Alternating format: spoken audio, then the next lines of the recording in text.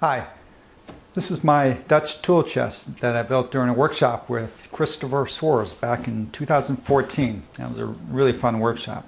We accomplished most of the joinery and some of the assembly during the workshop, but of course, like most workshops, an awful lot of the finishing work has to be done on your own time when you get back home, which I've done here. I've painted it, added the hardware, of course, filled it with my tools, and it's probably been at least a year since I've touched it since, and I'm pretty happy with as it is right now, and I don't think I'll be making any more changes. So I thought I'd give you a little tour, maybe some inspiration if you're in the process of making your own or are thinking of making a Dutch tool chest.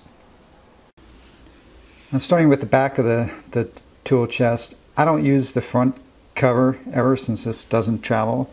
So I built this hook which I can insert. This is a domino. So I can remove this if I were to travel in the future, but I just insert this like so. And here's the front, and the hook just catches the locking mechanism on the front. And this is how it sits 99% of the time. And before I leave the back, I'm going to show you a holder that I made for my Bridge City Tool Works awl, which I love. Seemed like a nice place to put it out of the way. Now I really just felt like I wanted to use all the real estate on this tool chest, and since it doesn't travel with me, I don't mind hanging things off the side. Here's a plain iron adjustment hammer I have, and some of my block planes. Two Lee Nielsen's. This is a rapiding block plane. They're, I guess, maybe bestseller block plane here, and then these are two old planes from the beginning of the 20th century. I really like this one, this little thumb. I use this all the time for chamfering edges. And I made these, I guess called holsters for the planes. They just have rare earth magnets, and they're all the same. I can easily access them, and they're really held securely. I don't travel with this tool chest, but I still wanted to add some classic hardware elements to it, and that includes this beautiful chest handle, really stout, and then maybe a closer look at this plain holster. It really makes it convenient to get access to these planes, which are used a lot in the shop. Coming around to the front, looking at some more of this hardware. This is not functional. I mean, at some level, I guess it's functional. I mean, it's a real lock, but not a very secure one. And it's not an old lock. It's just something made to look old. But I really think it adds a nice touch to this tool chest. I added a false bottom inside the chest, which I could remove if I needed to. And that's just to raise these planes off the bottom, so when I use them I can just drag them out, and I don't have to worry about lifting them up over the slip. And of course I added these dividers between all the planes to keep them from knocking against each other. And this is an example of how I've tried to make maximum use out of the inside of my case, just to store this Starett angle gauge. I put a little ledge here and a rare earth magnet, and I can just throw it in there and it stays there fine.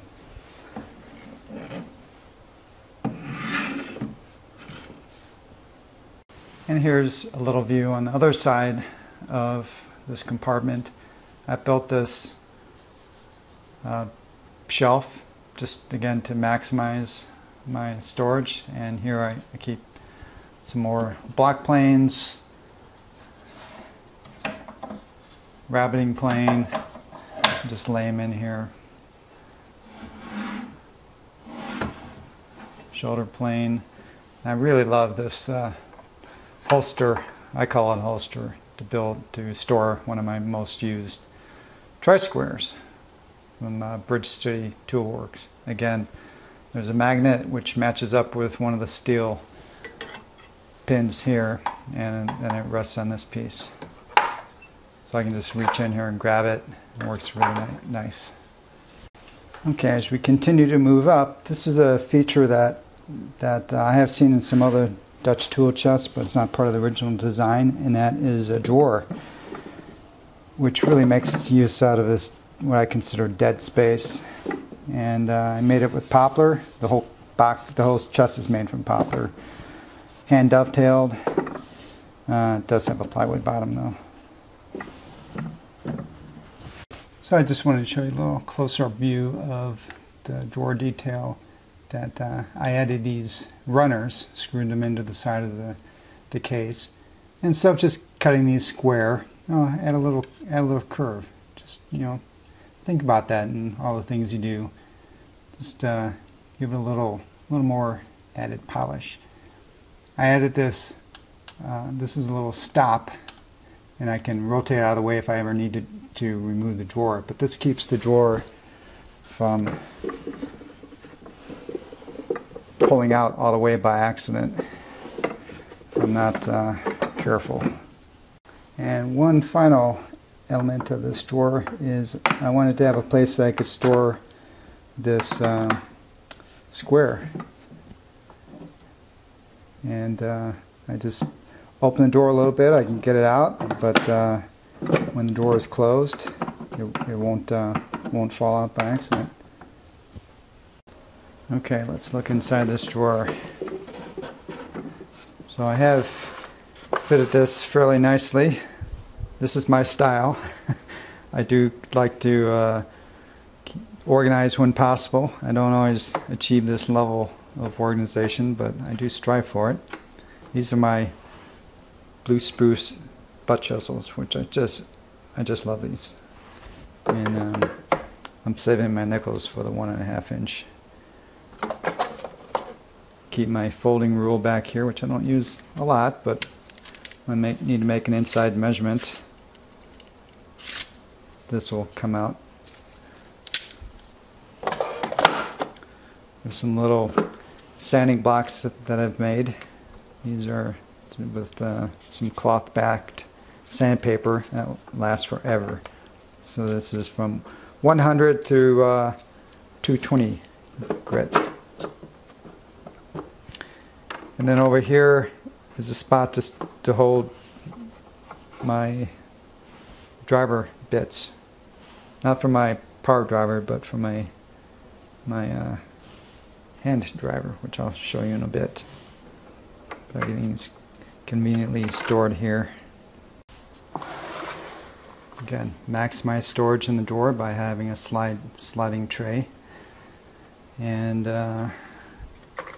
here I keep my jeweler screwdrivers, some trammel points, these are Veritas, dowel centers, depth gauge,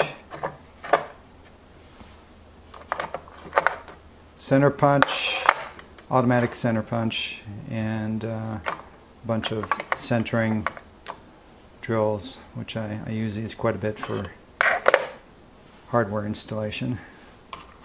This is just a place to throw it, I don't know, in one of these small pinch sticks for measuring corner to corner inside of boxes. Frankly, I don't really use this, but I made it, so I thought I'd keep it in there. This is a Starett center punch.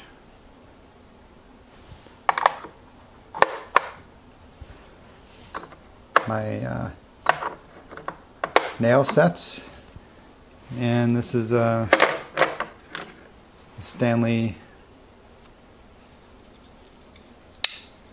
marking knife. I painted it just because I didn't like that gray that it ships with. And then an extra blade. You always gotta have extra blades on hand for all your edge tools. And finally here I have some of my really nice spoke shaves, which these are the Brian Boggs from Lee Nielsen, which I like. This is a small one, fairly recent to my collection, from Veritas. And some, just a few long paring chisels.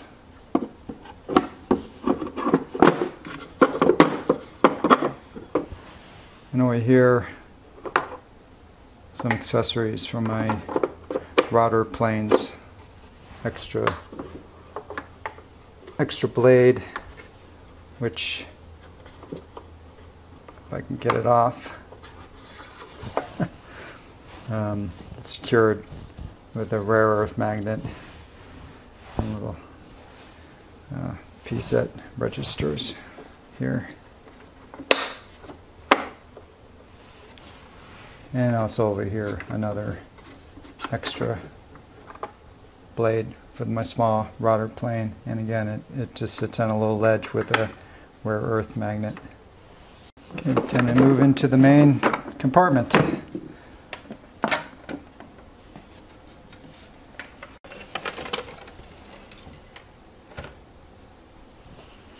Okay, we'll start with the lid. I know this is a little over the top, but it actually really works for me. And I don't use all these tools. This is a collection of, a lot of this was a collection of Bridge City Tool Works that I bought probably 20 to 25 years ago. These were all when they were still making everything with rosewood before they went all modern. So I made holsters to fit everything, and the Bridge City Tool Works all are pinned with steel. So I'm able to use rare earth magnets to hold everything in place. So I actually do use this a fair amount.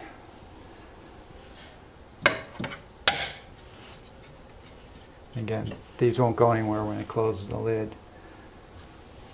Bridge City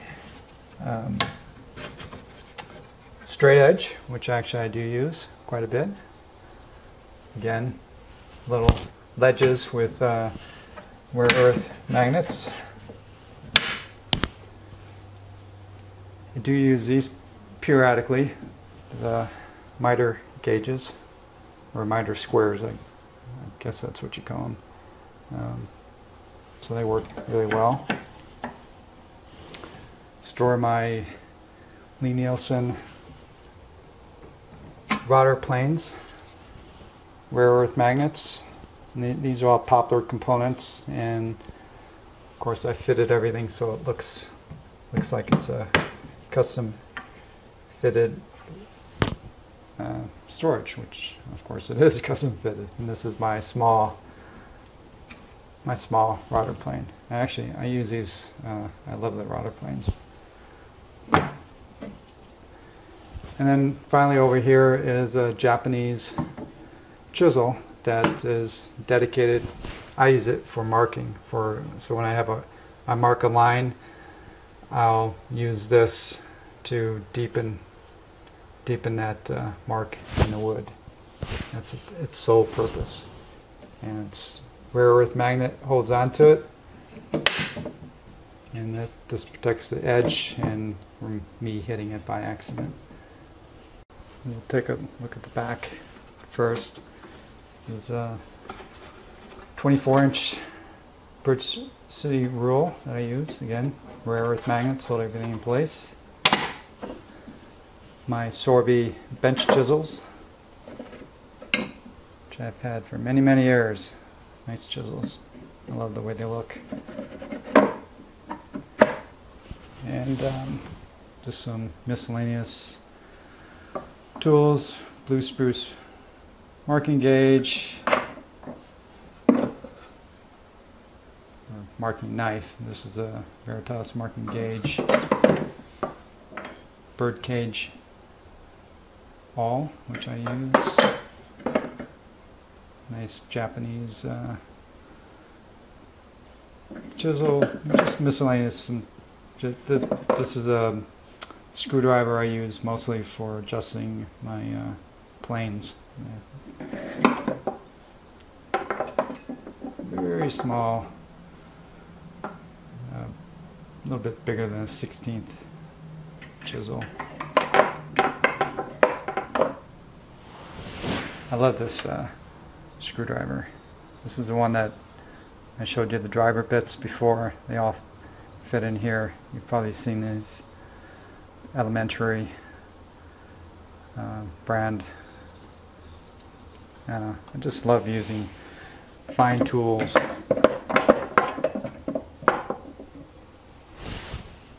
This is the right side of the tool chest. This is a little holster for a Lie-Nielsen chisel plane. This is one of the first Lie-Nielsen planes that I bought, and I still use it periodically. This is just held in with gravity.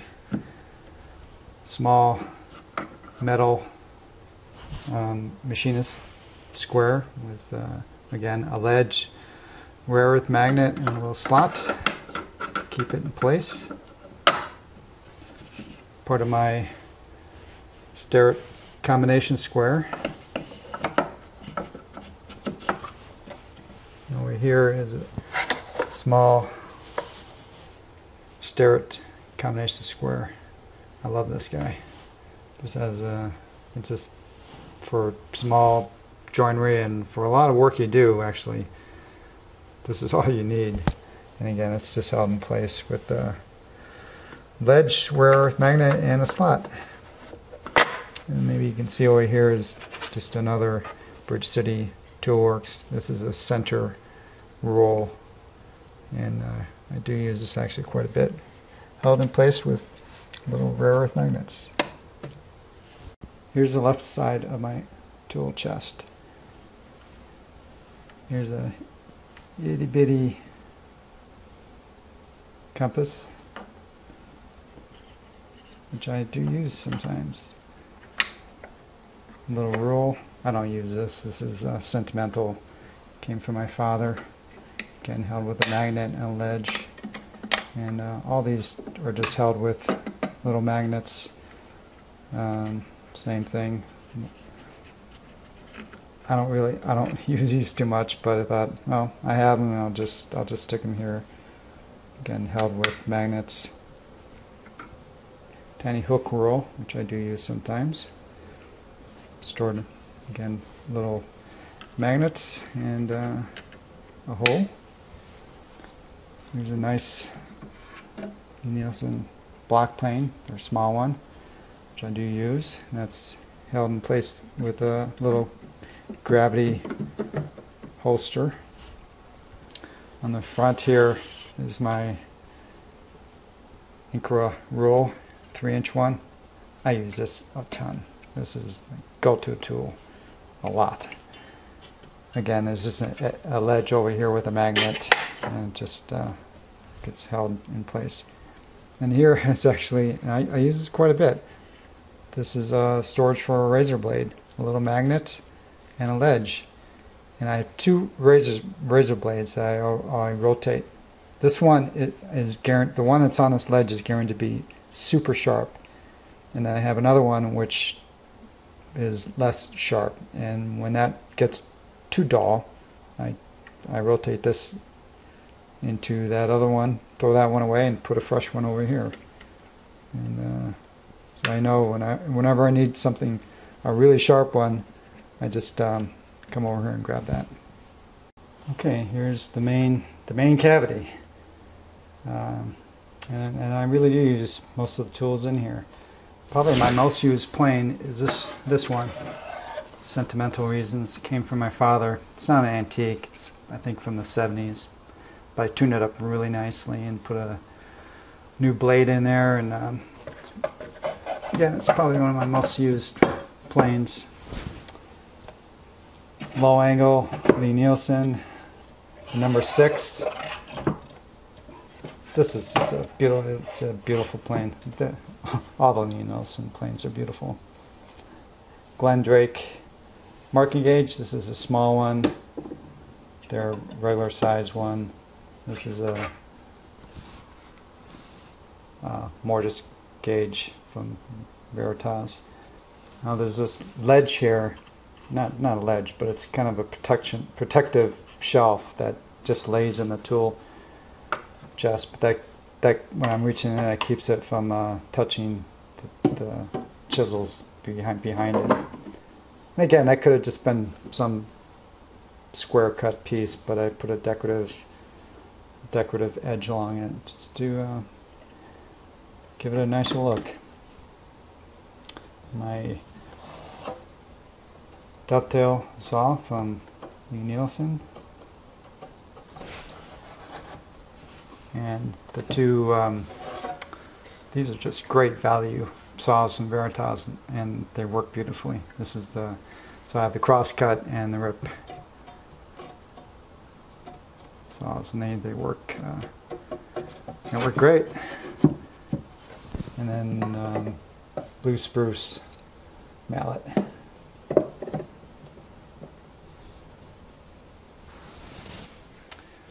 Okay, well, I hope you enjoyed my little tour of the Dutch tool chest, and I just love the form factor of this tool chest. And if I lost this, I'd build another one in a heartbeat. Thanks for stopping by.